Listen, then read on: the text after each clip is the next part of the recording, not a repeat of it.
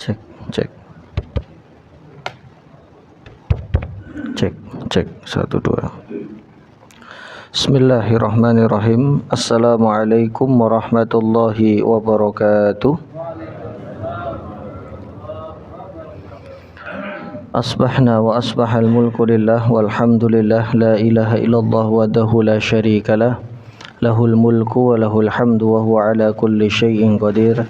Asbahna ala fitratil Islam wa kalimatil ikhlas wa ala dini nabiyyina Muhammadin sallallahu alaihi wasallam wa ala millati abina Ibrahim hanifa wa ma kana minal musyrikin. Allahumma inna nas'aluka ilman nafi'an wa rizqan tayyiban wa amalan mutaqabbala.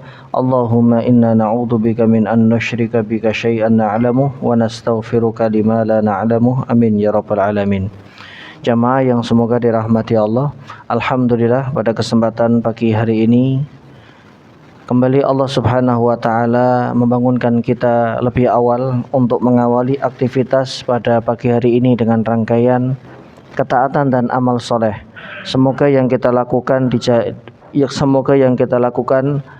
pada pagi hari ini Allah terima sebagai amal kebaikan dan Allah menjadikan kita seorang hamba yang istiqomah sehingga setiap hari aktivitas ini bisa kita jalankan dengan ringan dan dengan mudah. Salawat serta salam semoga tercurah kepada junjungan kita Rasulullah Muhammad sallallahu alaihi wasallam, kepada keluarga beliau, para sahabatnya dan umat beliau yang tetap berpegang kepada agama ini sampai hari berbangkit. Jamaah yang semoga dirahmati Allah, kita melanjutkan kajian fikih faraid dan kita sampai pada bab yang baru, yaitu bab munasakhah. Jamaah yang semoga dirahmati Allah, definisi munasakhah itu jika kita jelaskan secara umum, ya lebih kurang jika ada sebuah keluarga kemudian salah satu di antara mereka itu meninggal dunia, warisan itu nggak kunjung dibagi sampai beberapa tahun berikutnya ada lagi yang meninggal,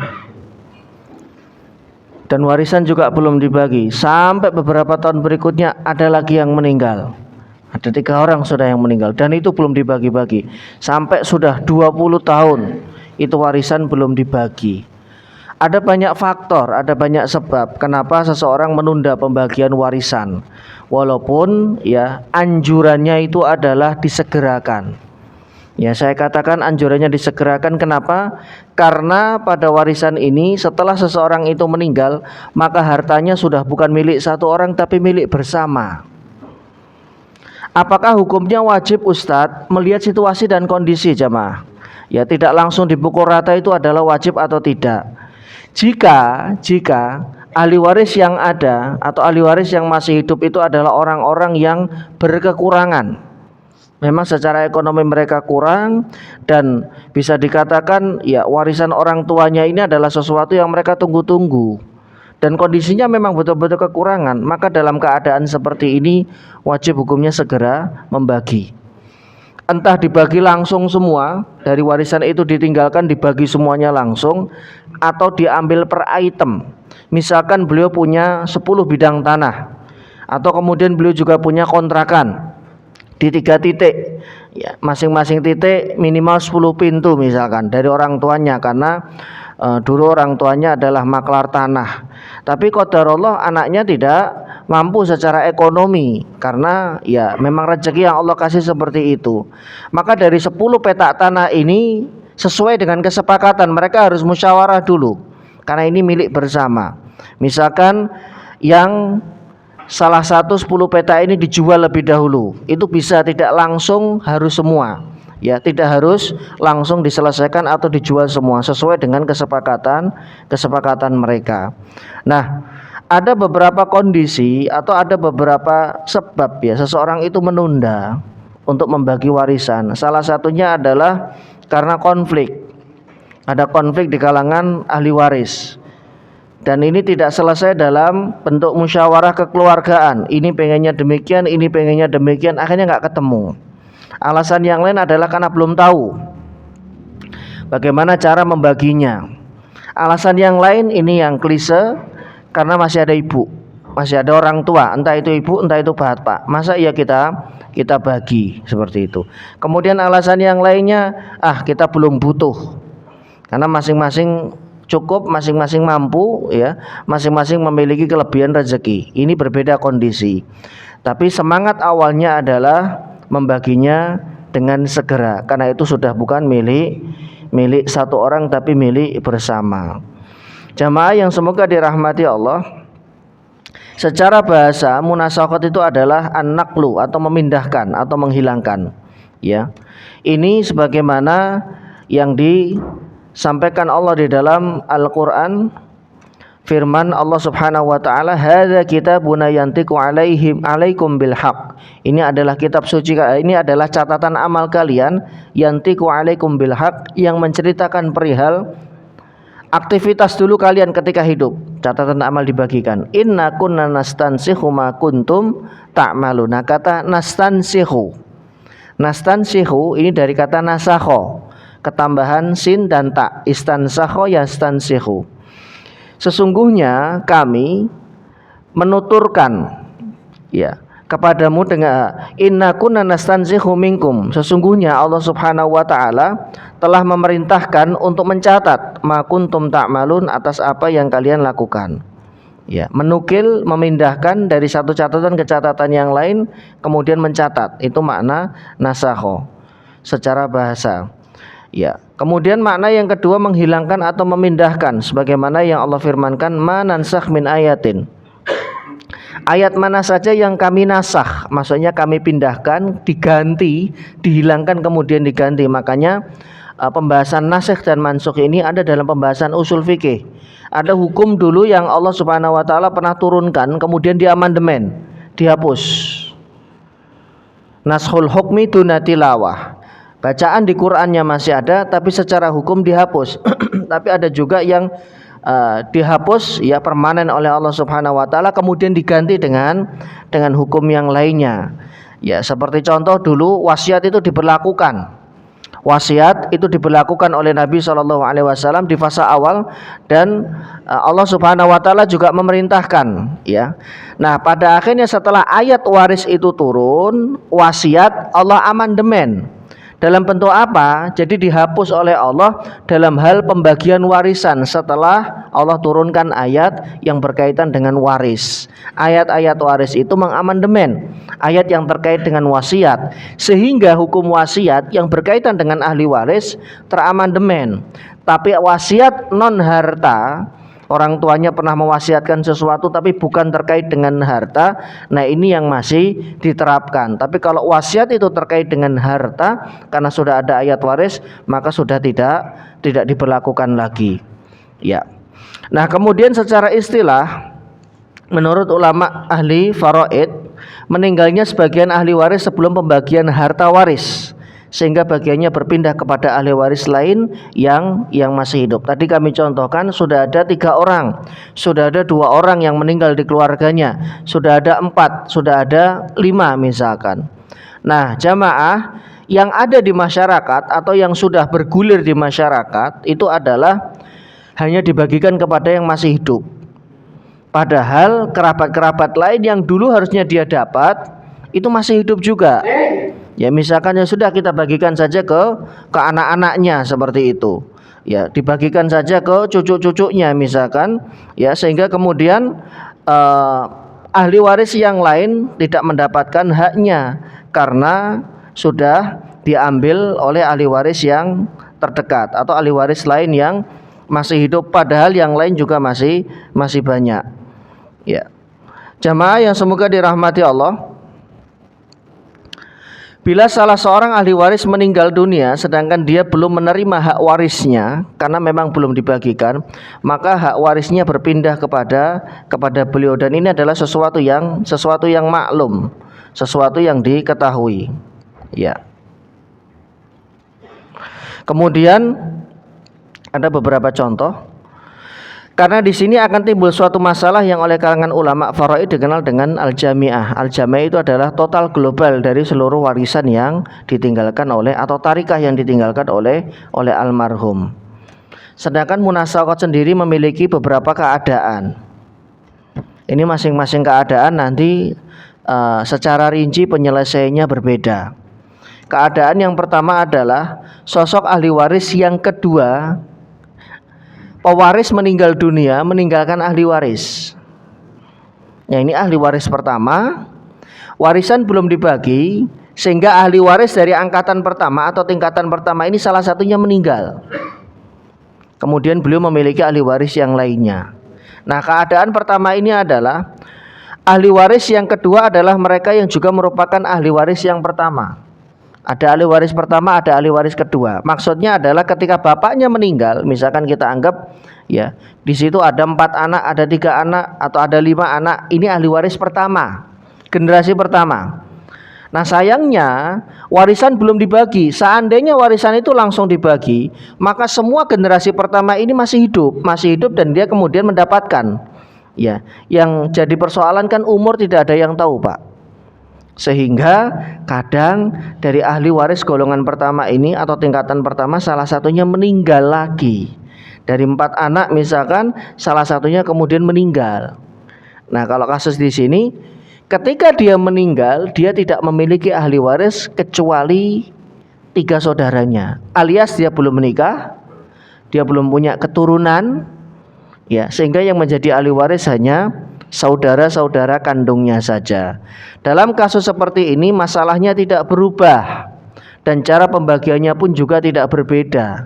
Jadi keberadaan orang ini, mohon maaf, yang meninggal tadi yang harusnya dia mendapatkan warisan di tingkat pertama, keberadaannya dan ketidakadaannya ya dianggap memang tidak ada karena mereka adalah ahli waris yang satu angkatan atau satu golongan. Barangkali dengan contoh akan lebih memudahkan kita karena memang definisi kadang membingungkan. Ya.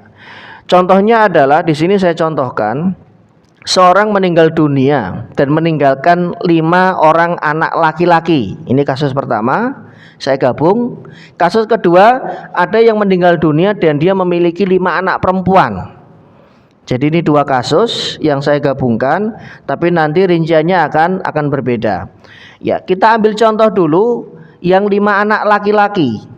Ada orang meninggal dunia, bisa bapak, bisa ibunya. Di sini saya tidak mencantumkan ibunya atau bapaknya karena salah satu dari keduanya sudah lebih dulu wafat. Sehingga yang menjadi ahli waris adalah 5 anak laki-laki yang dimiliki oleh beliau. Kemudian salah satu di antara kelima anak ini ada yang meninggal. Nah, yang meninggal ini belum menikah, belum punya anak, sehingga tidak punya ahli waris yang dari jalur pernikahan maupun dari jalur nasab, keturunan yang ke bawah anaknya. Ya. Sehingga seluruh harta waris yang ada hanya dibagikan kepada 4. Karena sama saja, Pak, dia nggak punya ahli waris yang lain, kan begitu. Saya ilustrasikan 5. 1 meninggal. Kalau ini kita bagi lebih dulu, ya, sama saja. Nanti dia meninggal dunia, dia punya ahli waris hanya saudara laki-lakinya saja, dibagikan kepada saudara laki-lakinya jumlahnya cuma 4. Paham nggak, Pak? Dibagikan kepada saudara laki-laki yang jumlahnya 4, sama saja. Maka untuk mempersingkat keberadaan dari orang yang meninggal tadi, 1 di antara 5 ini dianggap tidak ada. Ya sudah, langsung diturunkan dari bapaknya, yang itu mungkin berupa misalkan kebun, misalkan rumah, langsung diturunkan kepada 4 anak laki-laki yang masih hidup.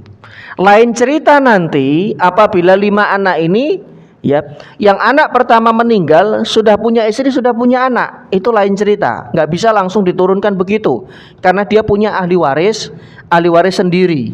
Ini kan ahli warisnya adalah saudara laki-lakinya semua. Nah, maka Ini saya buat ilustrasi contoh yang lebih memudahkan kita. Seorang meninggal dunia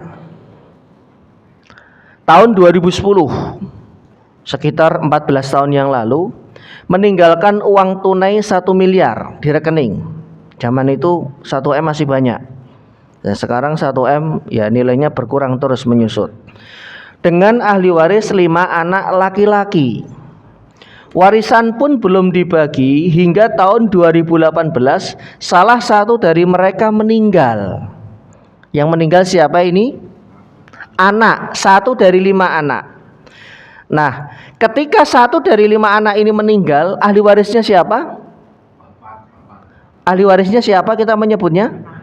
Bukan dong Pak. Kok anak? Anak kan 5. Salah satu di antara 5 ini meninggal.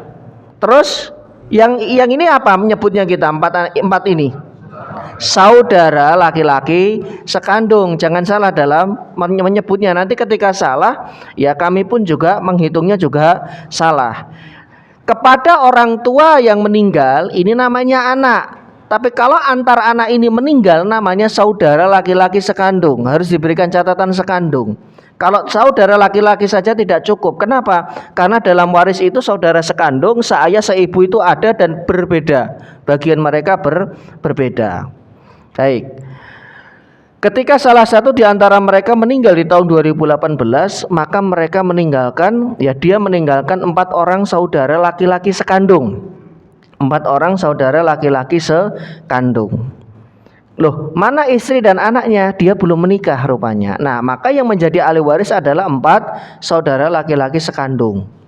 Bagaimana kalau dia punya paman, adiknya ayah, atau punya sepupu?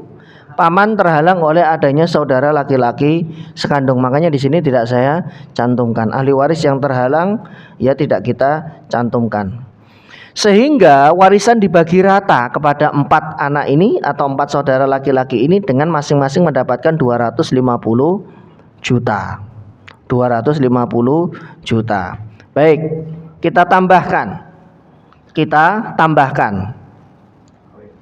Seorang meninggal dunia tahun 2010 meninggalkan uang tunai 1 M dengan ahli waris 5 anak laki-laki.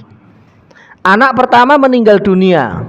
Ketika dia meninggal dunia dia sudah punya 1 orang istri dan 1 anak perempuan.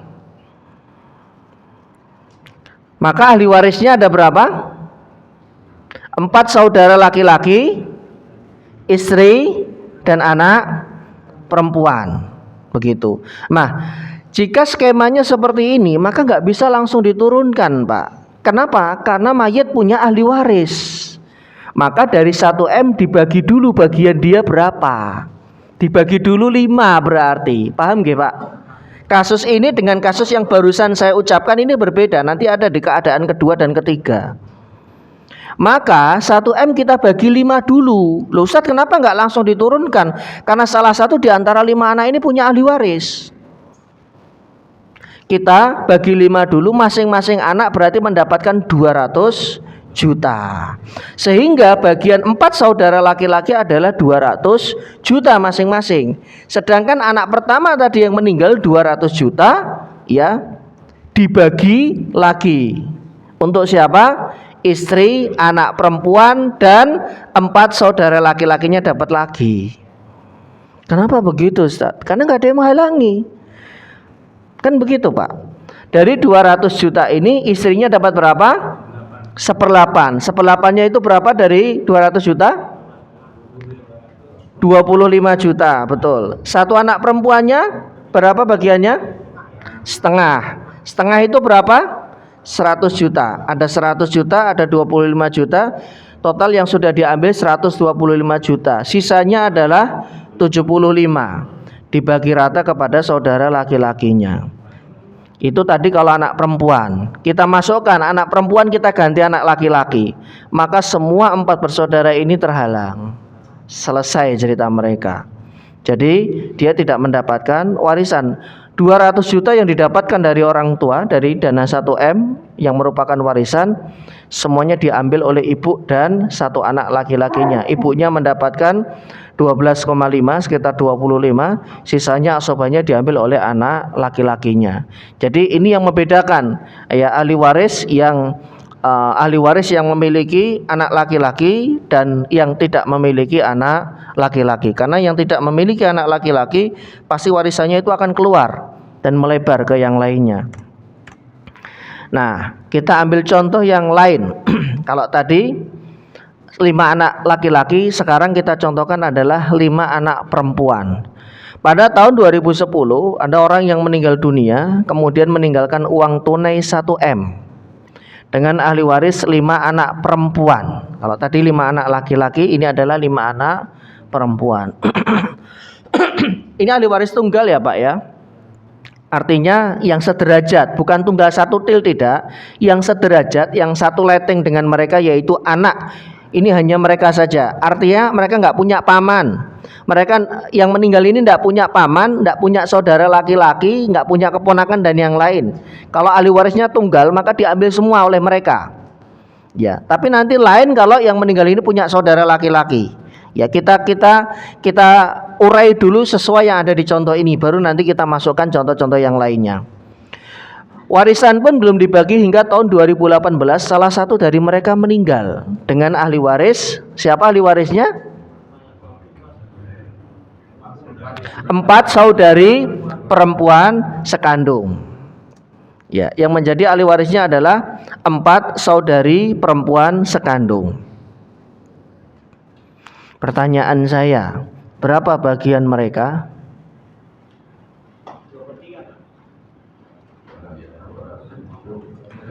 Berapa? 200. Angkanya dari mana Pak?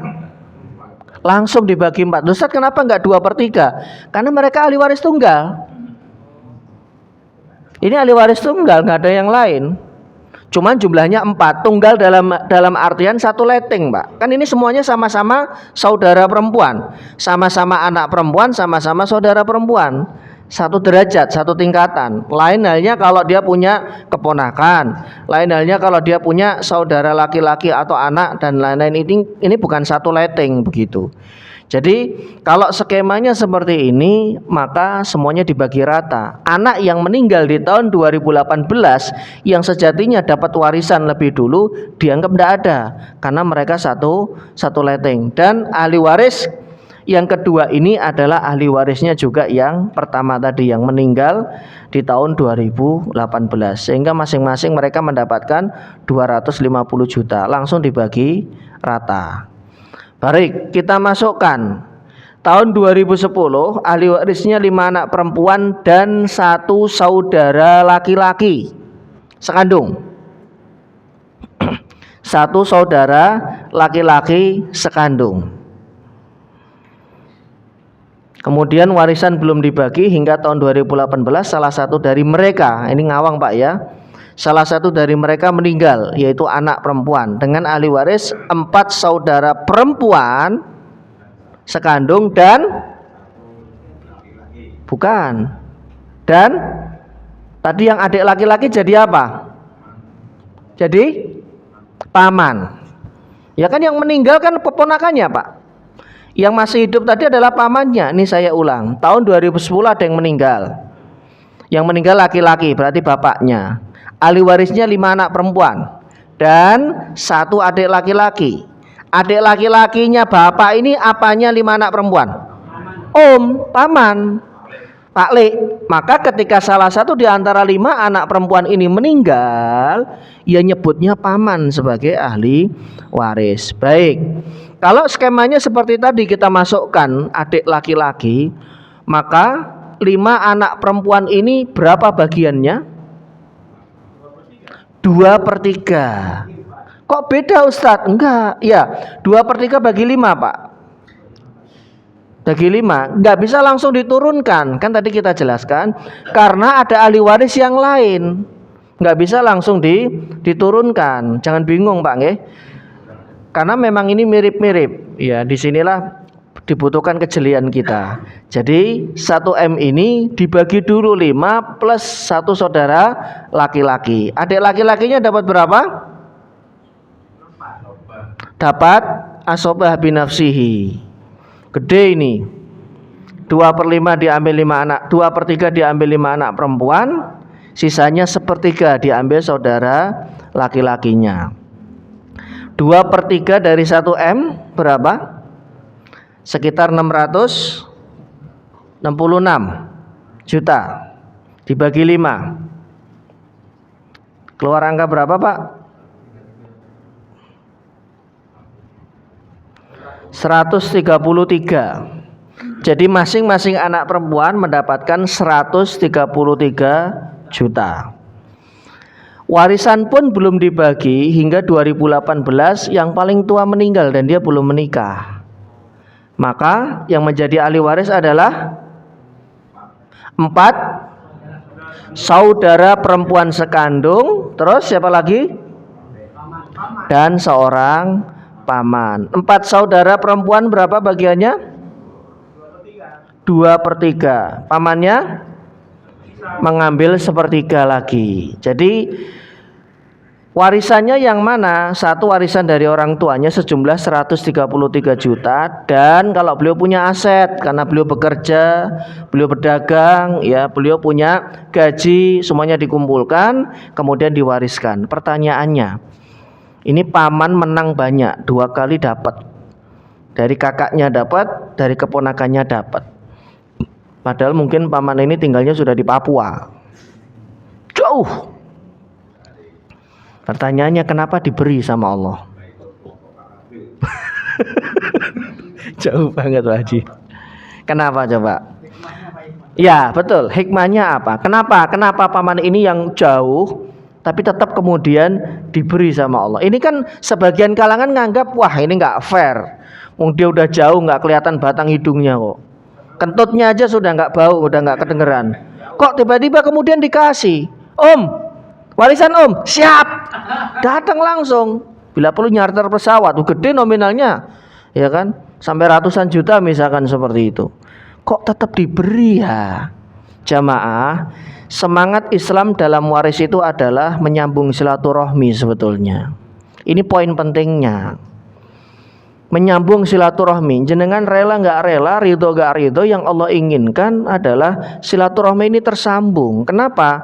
Karena yang namanya paman ini adalah adik bapaknya, dan itu adalah kerabat dekat. Bisa jadi paman ini dulu sebelum beliau ngerantau ke Papua itu pernah ngurus atau pernah ngerumat 5 anak perempuan. Ngerumat itu bahasa Jawa, itu bahasa Indonesianya apa Pak? Pernah ngasuh, pernah gendong, karena tinggal bareng. 5 anak ini pernah diurusin, ya, dianterin sekolah. Malah kemudian beliau sudah kerja, ya sedikit banyak bantu kakaknya dibiayain dan lain-lain.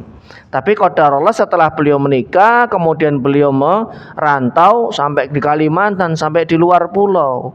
Sudah sejak itu komunikasinya hanya by phone saja. Lebaran belum tentu datang. Nah ternyata ketika ada pembagian warisan, alhamdulillah beliau bisa datang. Lah kalau nggak datang nggak dapat, kan begitu. Bukan nggak dapat ya, maksudnya kalau nggak datang ya biasanya yang kayak begini-begini mau datang. Ya ada duitnya Pak. Nah jadi jamaah yang semoga dirahmati Allah, memang seperti ini yang Allah inginkan.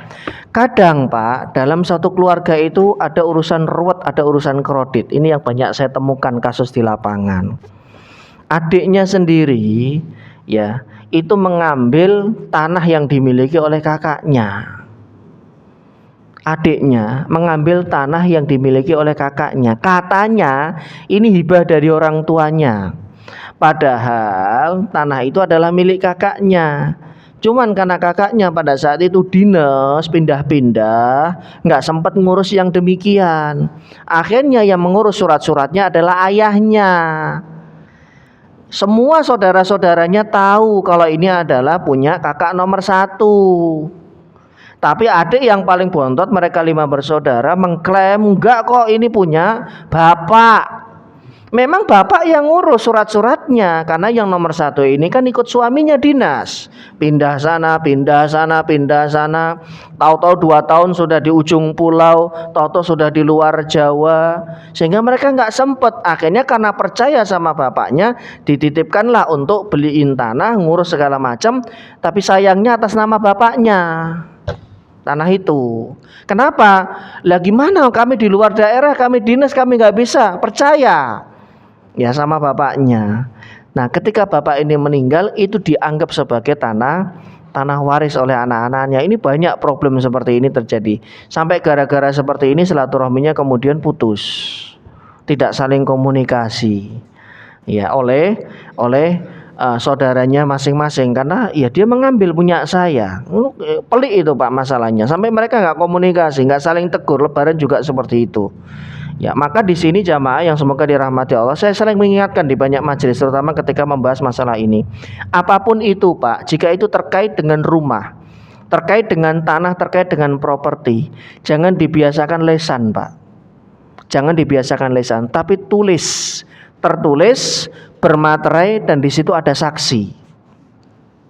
Karena suatu saat ini akan menjadi problem dan ini akan menjadi masalah. Ya, ini akan menjadi masalah. Benar Pak, wallahi. Karena saya banyak dengar dan banyak bertanya, ditanya oleh orang-orang bagaimana. Ini ada satu kasus lagi. Ya, suami istri, ya. Istrinya itu 3 bersaudara. Mohon maaf, 4 nih, 4. Perempuan yang paling buntut adalah laki-laki. Dulu beliau dulu kerja di luar kota atau di luar negeri, ya. Karena satu dan lain hal beliau nggak bisa ngurus. Bapaknya itu punya tiga rumah. Rumah 1, rumah 2, rumah 3. Karena dulu pegawai negeri PNS. Nah, rumah yang pertama sebetulnya rumah ini dibeli oleh anak yang sedang kerja di luar negeri ini sama suaminya. Karena satu dan lain hal mereka tidak bisa pulang. Akhirnya diuruslah oleh bapaknya. Jadi itu rumah bapaknya yang dibeli oleh anaknya. Kenapa? Bapaknya bilang, wis ndak usah nyari, ini bapak ada. Tadinya mau dikasih, tapi anaknya bilang ndak, saya beli saja, biar nggak jadi masalah di kemudian hari. Oke. Kan berarti transaksinya jual beli kan Pak? Ya. Karena alasan pengurusan biaya dan lain-lain, kalau itu diakadkan jual beli, berarti akta jual beli AJB, dan nanti sertifikatnya adalah sertifikat jual beli, ini biayanya lebih mahal. Maka oleh bapaknya kemudian diputuskan, sudah kita pakai akad hibah saja, karena lebih murah. Akad hibah itu lebih murah loh jamaah. Ya, dari nilai transaksi yang sekitar 500 juta saja nggak nyampe 10 juta. Mohon maaf, nggak nyampe 20 juta. Maksudnya transaksi harga rumah itu, ya misalkan seorang menghibahkan orang lain padahal nilai rumah itu di atas 500 juta. Itu nggak nyampe 20 juta Pak. Tapi kalau AJB kan, kalau akta jual beli kan sekian persennya, mainnya dia persen. Ini juga mainnya persen tapi nilainya lebih kecil. Waktu itu saya pernah menghitung itu nggak nyampe 20 juta. Nah akhirnya oleh bapaknya ini, sudah nanti akadnya akad hibah saja. Sama bapaknya dibuat akad hibah. Akhirnya benar, akad hibah kepada anaknya yang perempuan ini yang lagi di luar negeri, sudah balik nama atas nama beliau, atas nama anaknya. Jadi sertifikat itu adalah hibah atas nama anaknya. Seiring berjalannya waktu, setelah sekian puluh tahun, 20 tahun mungkin ya. Nah, ternyata oleh si fulanah ini, ibu ini yang sudah menjadi hak milik beliau, dihibahkan lagi ke anaknya. Berarti cutuk jatuhnya ini. Ketika dihibahkan ke anaknya dan diketahui oleh 3 saudaranya, geger, ribut. Ributnya kenapa? Kok bisa? Itu rumah ayah, berarti ayahnya, ya. Kok bisa dihibahkan ke cucunya? Akhirnya kemudian menjadi cucunya. Bukankah itu milik kami bersama? Nah, masalahnya di sini. Ada miss-nya di mana, Pak? Mereka menganggap rumah yang pertama ini adalah masih punya orang tuanya, padahal jelas-jelas sudah dihibahkan dan orang tuanya tidak memberitahu secara rinci, termasuk surat-surat. Mereka hanya dibilangin, nganu ya, ini sudah dihibahkan, lesan saja. Jamaah, Hati orang kita nggak pernah tahu. Mungkin dulu mereka iya ridho, oke siap. Tapi setelah 20 tahun dinamika perekonomian kita kan naik turun, Pak. Dulu ada Covid. Dulu ada masalah keuangan. Sehingga apa? Dikulik lagi. Sampai akhirnya bapaknya dipengaruhi oleh dua anaknya, nomor 2 dan nomor 3. Apa yang terjadi setelahnya? Akhirnya kemudian bapaknya mengeluarkan surat apa? Membatalkan hibah. Ini sampai sekarang konflik. Mereka sudah tidak mau saling kunjungi, malah adik-adiknya bilang nanti kalau kakak meninggal dulu ya kita akan umumkan di masjid kalau rumah itu bukan rumah dia, tapi itu adalah rumah kami yang diserobot. Sampai seperti itu. Itu kakak satu kandung, Pak. Satu bapak, satu ibu. Saya ketika mendengar gimana ini Ustadz kayak begini. Dan masih ada 2 sisa rumah. Bapaknya masih hidup sampai sekarang. Ya, masih ada 2 rumah, rumah kedua dan rumah ketiga. Rumah kedua di Bekasi kalau tidak salah. Rumah satu lagi kalau nggak salah di Bandung. Jadi jamaah, ini problem muncul. Coba kalau kita runut, akar masalahnya di mana, Pak? Betul, transparansi dan kejelasannya. Ini kan dibeli, Pak. Harusnya ya ketika beliau memutuskan bahwa rumah ini akan saya berikan ke anak, dibeli sama anak saya, tapi dengan akad hibah untuk meringankan biaya, harusnya beliau membuat berita acara. Tapi kan begini Pak ya, orang tua ke anak, masa iya Pak bikinin dong berita acara? Loh kamu gak percaya sama, pasti begituin. Ini pelajaran buat kita ya Pak ya, buat jenengan semua, buat saya juga. Kalau jenengan punya properti dan properti ini mau dialihkan ke anaknya, tolong diperjelas. Apakah itu waris atau hibah atau wasiat, kemudian tertulis. Karena kalau tidak nanti akan jadi sengketa. Hadirkan mereka semua, suruh tanda tangan. Ini kamu sudah tanda tangan dulu. Ini adalah surat yang kamu tanda tangani, yang di sini Bapak nyeritakan berita acaranya. Nah celakanya lagi, bapaknya kena hasut anaknya, kemudian dibatalkan hibahnya, padahal sudah balik nama itu. Akhirnya konflik.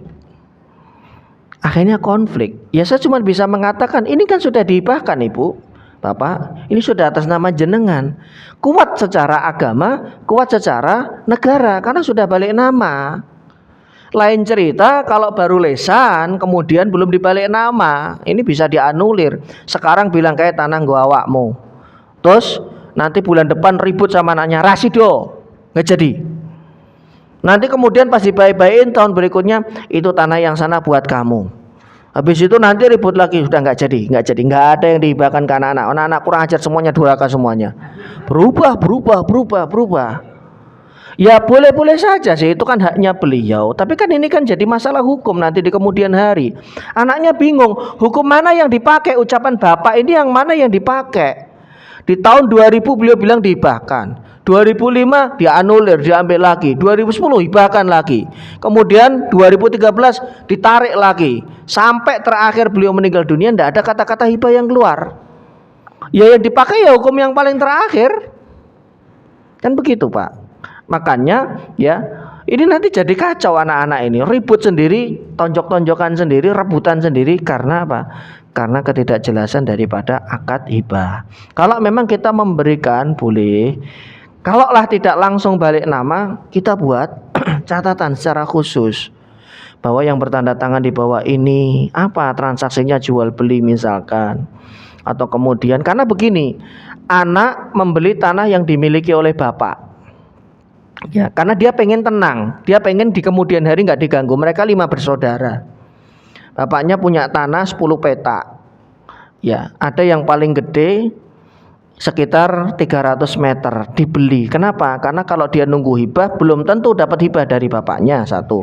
Yang kedua, hibah nanti misalkan tidak sama ukurannya, ini juga ribut. Ada yang 200 meter, ada yang 100 meter, ada yang di pinggir jalan, ada yang nyempil, ya masuknya tuh harus naik tangga begitu, naik temboknya orang, ya. Atau masuknya harus nyelimpet, mepet begitu. Kan ada yang kayak begitu Pak. Tanah kan nggak mesti di depan gang, di depan jalan. Ada yang di di tengah-tengah gang senggol, tanahnya gede. Mungkin ada 300 meter persegi, tapi masuknya sepeda aja susah. Ayo mau gimana? Gimana dia mau punya mobil, gimana dia mau punya motor, kan begitu. Nah, akhirnya dibeli sama anaknya. Bapaknya nggak ngomong ke yang lain. Nggak ngomong ke anak-anaknya, cuman lesan saja. Sudah uangnya, surat-suratnya dikasih. Karena memang sudah pecah per kafling nih. Tapi nggak langsung balik nama. Setelah sekian tahun bapaknya meninggal. Dicari sama 4 saudaranya. Suratnya sih gini kok gak ada. Nah, dengan lugunya kakaknya yang beli ini sudah sama saya. Lo kok sama ente? Ya kan dulu saya beli. Ah beneran? Mana buktinya? Ayo lo. Ini lah nggak ada saksinya, nggak ada materinya. Ente kali yang bikin. Nah lo mulai itu. Ya syukur-syukur diketahui RT RW Pak, itu lebih kuat Pak. Ya, yang saya maksud dari tadi itu tanda tangan ya keluarga internal saja. Tapi kalau bisa diketahui RT RW itu lebih bagus. Ada orang lain yang menjadi saksi dari transaksi jual beli ini. Ini jadi persoalan di kemudian hari. Ya, jadi kalau nyon sewu, kalau jenengan mau memberikan sesuatu, entah itu berupa hibah atau wasiat, kalau warisan kan otomatis ya. Jangan setengah-setengah. Jangan pemberian ini nanti menimbulkan persoalan di kemudian hari. Tulis ya, datangkan saksi, tanda tangan, ya kemudian masing-masing nyimpen, selesai. Mudah-mudahan nggak ada persoalan. Seandainya ada persoalan, ada orang lain di situ, ada RT, ada RW, walaupun beliau tidak menjabat, beliau masih bisa menjadi saksi hidup. Dulu tuh ceritanya bapakmu tuh ngene loh, ceritakan semuanya. Oh gitu ya Pak. Iya. Jadi kenapa kemudian di situ diakadkan akta hibah? Ya karena kakakmu tadi beli, karena kalau AJB itu lebih mahal. Bisa setengahnya itu biayanya. Makanya sama bapaknya diputuskan sudah akta hibah saja. Karena kalau akta hibah itu Pak, ya anak-anak lain pasti ngiri loh, itu dikasih kok saya enggak. Padahal hibah itu harus diberikan rata kepada anak-anaknya kan seperti itu. Nah ini enggak. Nah, terus bagaimana dengan kami? Hal semacam ini kadang muncul di kemudian hari. Akhirnya inilah yang membuat silaturahmi terputus dan tidak saling tegur sapa. Ini jadi persoalan tersendiri. Kita tidak mau kan tentunya. Anak yang kita punya kita didik dengan baik secara adab, secara akhlak, sekolahannya di sekolahan yang Masya Allah mahal, Al-Azhar misalkan, atau sekolahan agama yang favorit, yang biayanya aduhai begitu. Nah kemudian ketika tumbuh besar, ini bukan sekolahnya yang salah, tidak. Kita dalam mengelola manajemennya yang keliru. Ketika ilmu ini sudah sampai kepada kita, maka kita harus bisa melakukan. Kita akan bisa mengambil keputusan sesuai dengan ilmu yang kita dapatkan. Itu poinnya di situ. Kalau kita tahu bahwa dengan adanya waris itu berpotensi terjadi konflik, bagikan saja dalam bentuk hibah. Tapi hibah ini tidak lantas menggugurkan hak waris. Contoh, anaknya 5, punya 10 petak tanah. Kalau jenengan masih hidup, bagi saja sesuai dengan kemauan jenengan. Karena hibah itu tidak ada keharusan sekian-sekian, bebas. Tanah nomor 8 B, tanah nomor 8 kecil, gelem ora? Mau nggak? Iya tapi kalau nggak mau ya sudah, nggak apa-apa sini. Oh ya sudah, selesai Pak. Tapi coba kalau itu waris, saya dapatnya segini, wah itu konflik sendiri. Ya, masing-masing anak dikasih, berarti masih ada sisa 5. Istrinya juga dikasih, masih ada sisa 4. 4 itu ya tidak termasuk rumah besar yang ditempati. Nah, mereka masing-masing sudah dapat hibah, dibagi rata sama bapaknya. Sisa 4 bidang tanah plus rumah yang menjadi tempat tinggal. Pada akhirnya ketika beliau meninggal, ini kan jadi warisan. Tidak sekenceng ya konfliknya, gesekannya tidak sekenceng ketika mereka belum dapat apa-apa dari orang tuanya. Problem kan di situ. Karena merasa, kok saya dapat bagian yang di gang senggol, sempit, masuknya susah. Gede tanahnya memang, ayo dikasih pilihan. Gede tanahnya tapi masuknya aja harus naik temboknya orang. Misalkan harus nuwun sewu, ngetok pintu rumah orang kan begitu. Tapi ini kecil, tapi kemudian di pinggir jalan. Ini kan nanti jadi pilih-pilih mereka. Ya kan jadi persoalan begitu. Nah, ketika kita tahu kemudian misalkan kalau jenengan mau hibahkan dulu, kalau enggak juga enggak apa-apa, Pak. Kita itu yang tahu anak-anak kita yang tahu keturunan kita. Dihibahkan saat ini atau tidak, jenengan yang lebih tahu bukan saya. Saya hanya membahas dari sisi agama. legalnya dari agama itu seperti apa dan bagaimana agar terjadi pengakuan dari agama bahwa telah terjadi perpindahan hak dan itu disahkan oleh agama dan juga oleh negara. Nah, itu tugas saya di situ. Nah, jenengan yang lebih tahu. Kalau nanti ternyata potensi konfliknya itu ada, apa yang harus saya lakukan? Ya, seperti contoh saya ditanya ini baru semalam. Ada yang bertanya, Ustadz, seorang bapak ibu itu punya satu anak perempuan kandung dan satu anak angkat, mohon maaf, perempuan juga. Jadi beliau punya angkat, beliau juga anak kandung punya.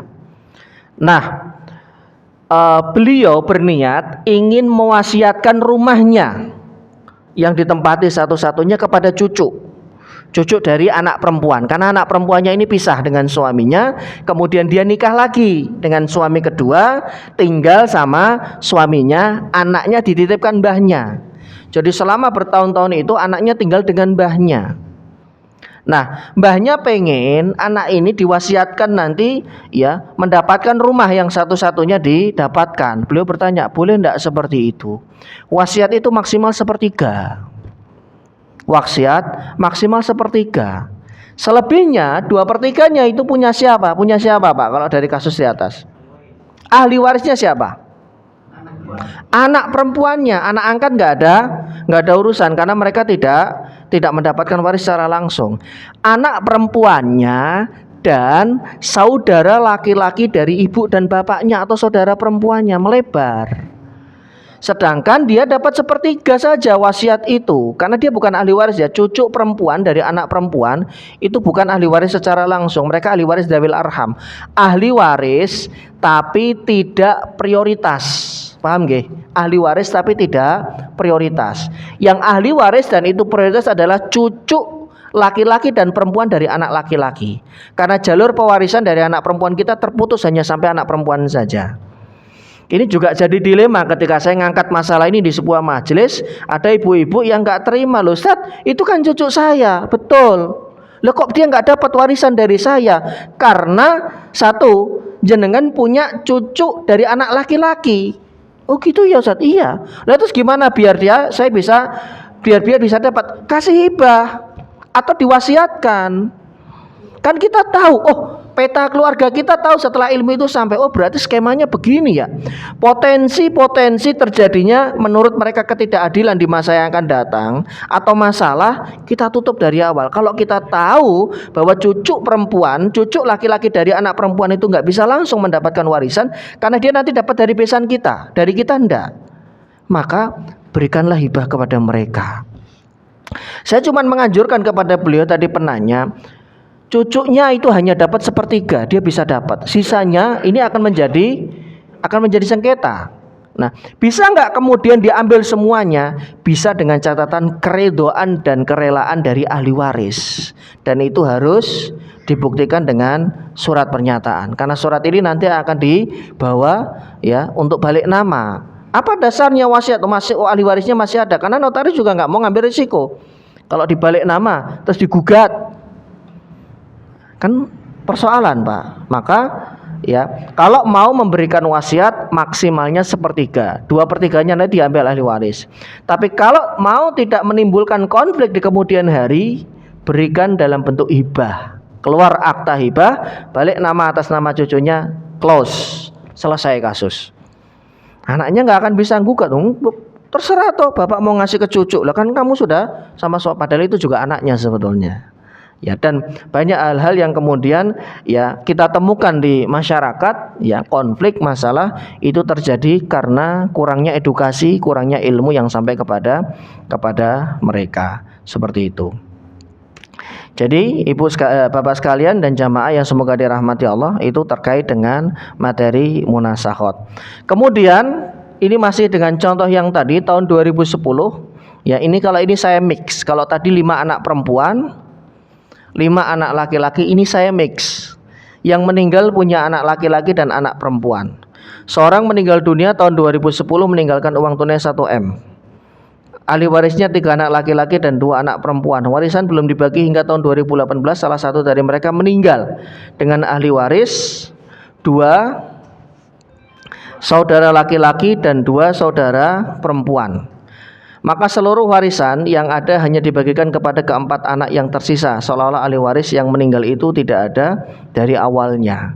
Jadi ini kita merujuk pada contoh yang pertama tadi, karena satu di antara tiga anak laki-laki meninggal dan dia nggak punya ahli waris kecuali hanya saudaranya saja, ya. Kecuali kalau dia sudah menikah dan punya anak, maka nggak bisa langsung diturunkan kepada empat orang ini, dua saudara laki-laki dan dua saudari perempuan sekandung. Tapi karena mereka tidak punya anak, langsung kemudian diturunkan kepada mereka, dibagi kepada empat orang ini. Ketentuan masih berlaku, lidzakari mislu hadzil unsayain. Anak laki-laki atau saudara laki-laki mendapatkan dua kali dari perempuan. Jadi masing-masing anak perempuan mendapatkan 166 juta, 66 juta. 300 anak laki-laki 333,33 juta. Itu bagian masing-masing dari 1M. Tapi kan tidak semua kasus kan seperti ini, Pak. Justru yang ada itu setelah 10 tahun, setelah 20 tahun itu baru dibagi. Ya, ini yang mumet itu yang ditanya nanti. Kan saya pernah disodorin gitu habis kajian. Ustadz, minta tolong Ustadz, mau nanya soal waris. Oh nggih Pak, monggo silakan. Saya disodori kertas. Berapa yang sudah meninggal coba Pak? 10. Jadi mereka ini generasi keempat. Ya Allah, astagfirullah, ini gimana saya ngurainya? Udah gitu gak dikasih tahun meninggalnya. Kan kita susah ngurutkannya begitu. Yang duluan meninggal siapa? Jadi yang sekarang ini adalah generasi keempat, cicit, ya, cicitnya, buyutnya, kemudian di atasnya mbahnya mbah. Ya gimana kita mau menghitung? Sudah terlalu banyak, tidak dirinci dengan tahunnya. Oh gitu ya? Iya Pak, kita harus tahu dulu tahunnya siapa yang lebih duluan meninggal. Karena yang lebih duluan meninggal dia tidak dapat.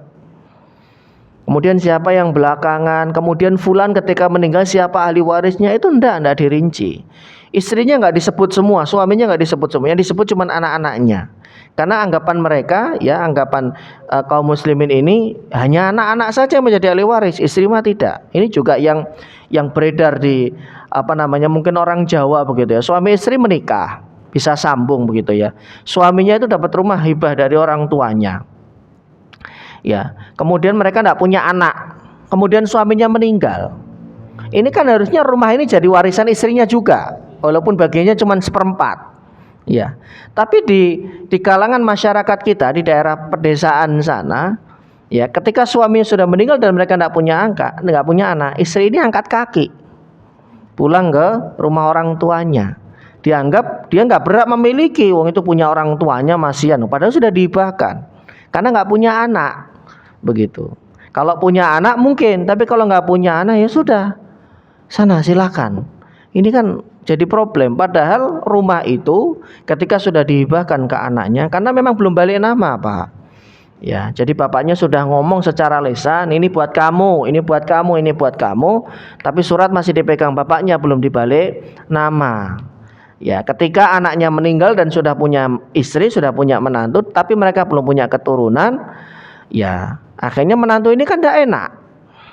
Terus misalkan mau dikuasai, saya bagiannya seperempat, enak aja, itu kan masih rumahnya bapak. Lu sudah pernah dihibahkan kok masih rumahnya bapak, bagaimana? Walaupun lesan ya, makanya ini jadi sengkarut, jadi masalah di kemudian hari. Kasihan kan menantunya kan begitu. Ya kan dia bisa nikah lagi, cari laki lain kemudian nikah lagi. Lu nggak segampang itu. Tidak segampang itu kemudian menikah lagi kan, pasti ada proses panjang dan lain-lainnya. Takutnya kalau rumah itu dikuasai istrinya atau dikuasai menantunya, kemudian dia nikah lagi, dia bawa laki-laki lain di situ, ya sebelum itu terjadi cut misalkan, atau disuruh pulang misalkan. Ini kan problem kan seperti itu. Wallahu a'lam bishawab. Baik, sampai di sini silakan jika ada yang mau ditanyakan. Silakan Pak Mukhri. Pak Mukhri ini paling sering nanya ini kalau waris ini. Waalaikumsalam warahmatullahi wabarakatuh.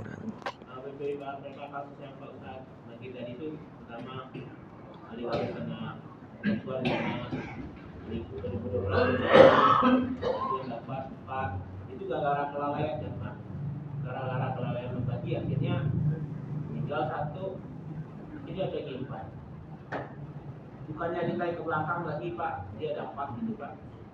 Karena kalau udah dibagi dari awal untuk meninggal, dapatnya jadi itu biaya hidup bagi yang masih hidup tadi Pak, yang 5 tadi Pak.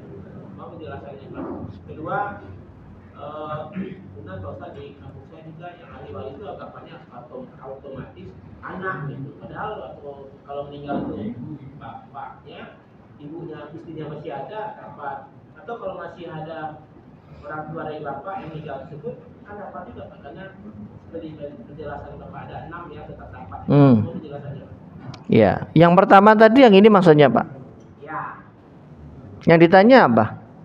kan gara-gara kelalaian baginya. Tidak segera dibagi. Itu langsung lompat tepatnya gitu. Maksudnya gara-gara kelalaian itu Harusnya dibagi 5 karena 5 anak. Kenapa tiba-tiba 4? Nah, yang anak meninggal itu pertanyaan saya, punya ahli waris enggak? nggak punya.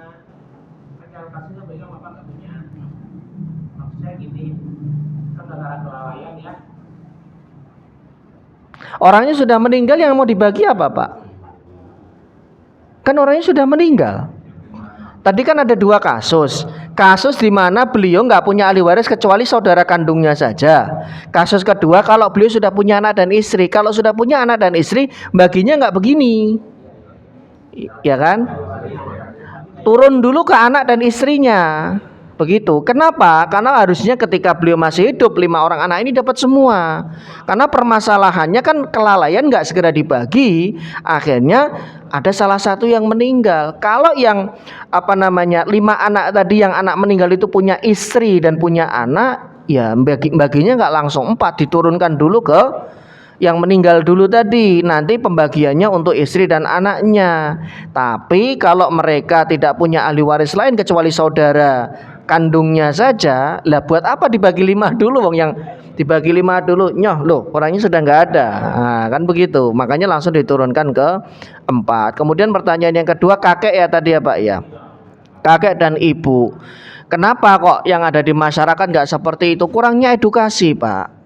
Coba Bapak boleh cek ya, Bapak masuk ke masjid-masjid, masjid mana yang kemudian memberikan edukasi dengan ilmu waris seperti ini.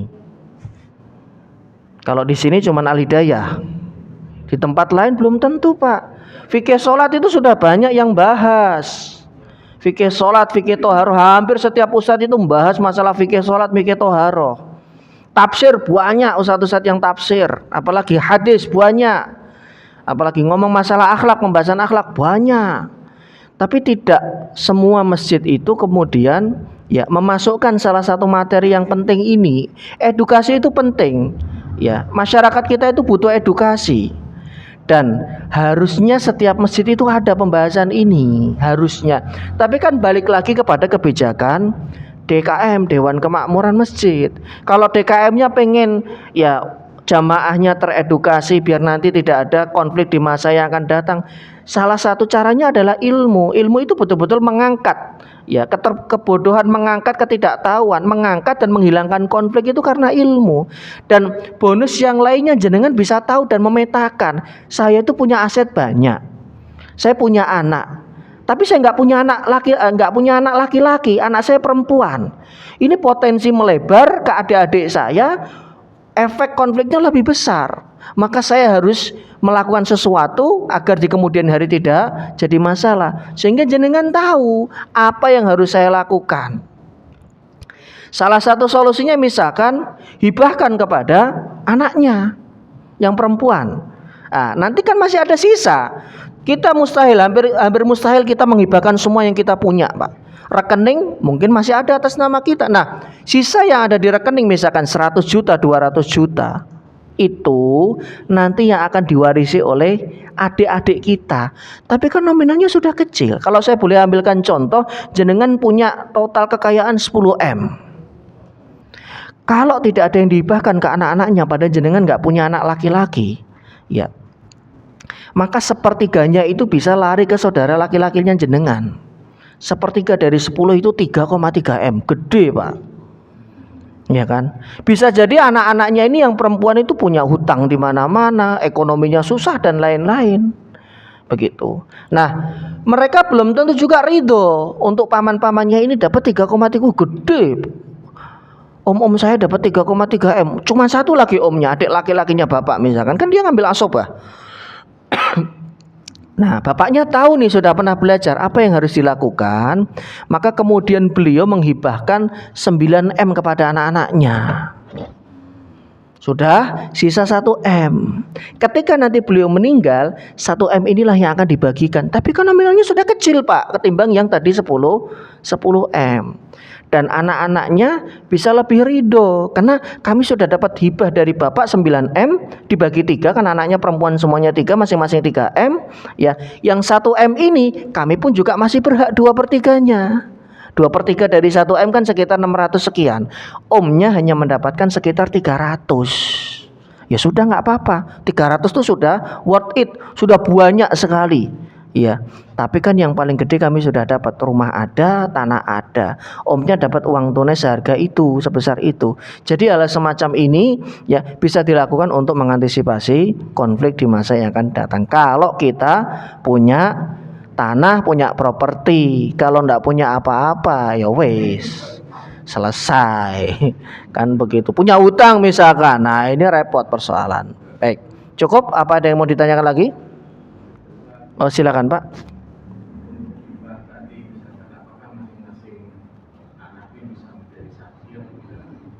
Baik, bagus pertanyaannya. Untuk hibah yang diberikan kepada anak, apakah bisa menjadi saksi? Iya, untuk internal. Karena konflik itu bermula dari ini ketika anak tidak tahu. Yang kedua, tambahkan saksi, ya, orang luar. Dalam hal ini pejabat setempat, RT atau RW. Gimana? Kalau perempuan kan 2 perempuan setara dengan 1 laki-laki. Iya, lebih baik laki-laki sajalah. Kalau perempuan, jadi anak-anak itu hanya saksi untuk melengkapi saja sebetulnya. Saksi utama kan orang luar, kan begitu.